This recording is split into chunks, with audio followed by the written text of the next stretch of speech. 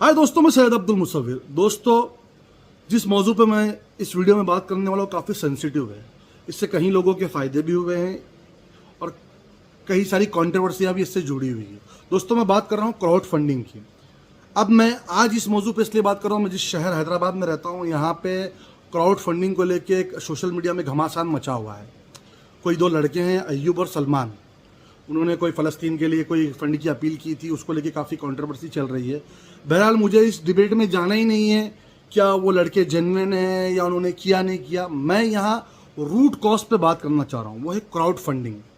दोस्तों, दो मिसालें आपके सामने रखूंगा जो कि सोशल मीडिया पे काफ़ी फेमस है माजी में जो हुआ है।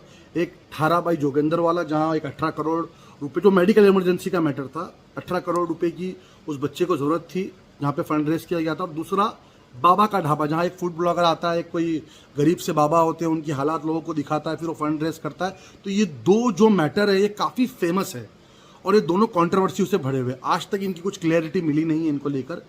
तो मैं आपको ये बताने का माजी के इवेंट इसलिए ज़रूरत थी कि क्राउड फंडिंग जो है एक बहुत अच्छी चीज़ है, किसी की मदद हो रही है, मगर साथ ही साथ इसके कुछ रिस्क भी जुड़े हुए। कि हम जिसको पैसा दे रहे हैं उस तक पहुंच रहा है। देखिए, कोई अगर 150 रुपये स्कैनर पे कर दे तो मसला नहीं है। जहाँ बड़ा पैसा डोनेट करते हैं, 1000, 2000, 10,000, 15,000, कोई लोग तो लाखों रुपए भी डोनेट करते हैं या नहीं करते, मुझे नहीं पता उसका हाउ इट वर्क्स। बहरहाल ये क्राउड फंडिंग का जो मैकेनिज्म है, जो तरीका है, इसमें काफ़ी लूप होल है। मुझे लगता है पर्सनली कि देखिए, अगर कोई फंड रेज करता है किसी के लिए, कोई XYZ है, वो बीमार है या उसकी दुकान है या एजुकेशन के लिए, अगर उसकी एक निशानी है बंदा जेन्युइन है या नहीं है, ये एक तरीके का टेस्ट समझ लो आप अगर उसने अपील किया और आपने उससे अगर पूछा कि भाई ये पैसे उससे पहुंचे नहीं पहुंचे, हमको हिसाब दो, अगर वो हिसाब देने में आनाकानी करे तो समझ लो दाल में कुछ काला नहीं है, पूरी दाल ही काली है। वो बंदा जेन्युइन नहीं हो सकता। या तो उसको वीडियो की स्टार्टिंग में ये बोल देना चाहिए, भाई मेरे से कोई हिसाब पूछने की जरूरत नहीं है, आपको पैसे देना है दो, मेरे पास इतना टाइम नहीं है कि फुगट का मैं हिसाब देते बैठू। भाई दवा में इतने गए, ऑटो में इतने गए, डॉक्टर की फीस ये थी, टेस्ट में इतने गए, सब महीने दूंगा, पैसे देने का दो, नहीं तो न मत दो। ऐसा अगर कोई बोल के वीडियो बनाए तो बात बहुत सही होगी, फिर देने वाले को भी हक नहीं पहुंचता कि उससे हिसाब पूछे, मगर ऐसा होता नहीं है।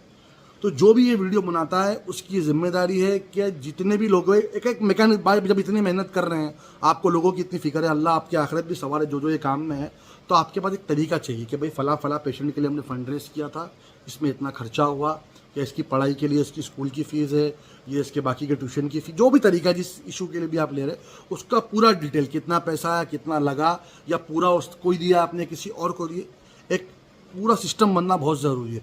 वरना ये नेवर एंडिंग है। जो जो ये क्राउड फंडिंग की फील्ड में है उसमें काफ़ी बहुत अच्छे लोग भी हैं जेन्युइन, जो लोगों की मदद करते हैं, और कुछ लोग फ्रॉडी भी हैं।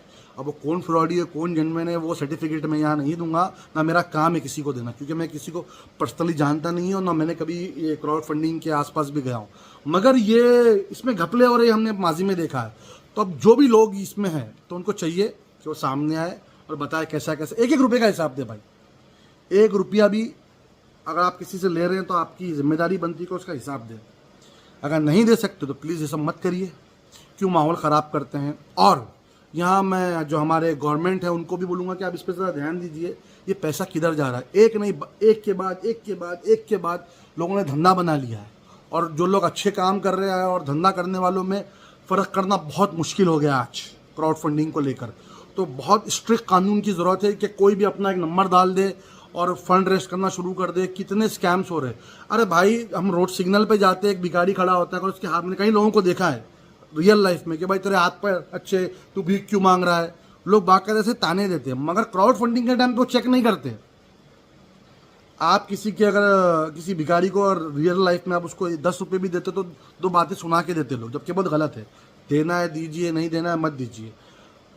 अपने आंखों से देखने के बाद भी कुछ लोगों को शक होता है, मगर ये सोशल मीडिया पर लोग इतने धड़ाधड़ पैसे बांट रहे हैं क्योंकि वहाँ थोड़ा इमोशन भी इन्वॉल्व करते हैं। जो वीडियो बनाते हैं लोग, ये पीछे एकदम इमोशनल साउंड डाल के और एकदम म्यूजिक डाल के और आंसुओं के साथ में बताते, तो लोग थोड़ा इमोशन में बह जाते हैं वो पीछे के साउंड की वजह से।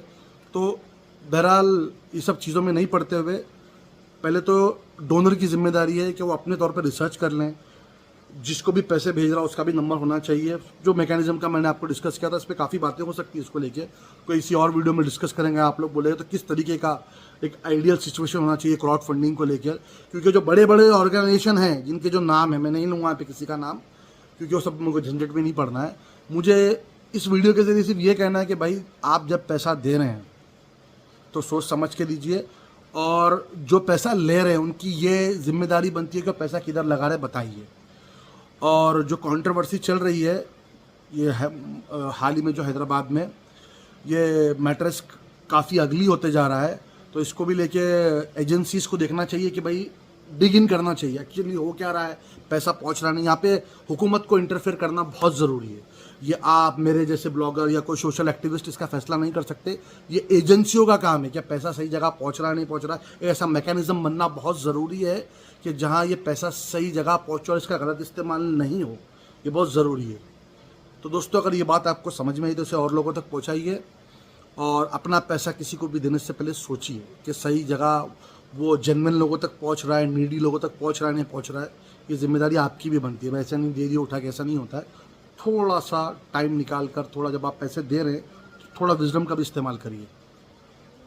अल्लाह हाफिज़।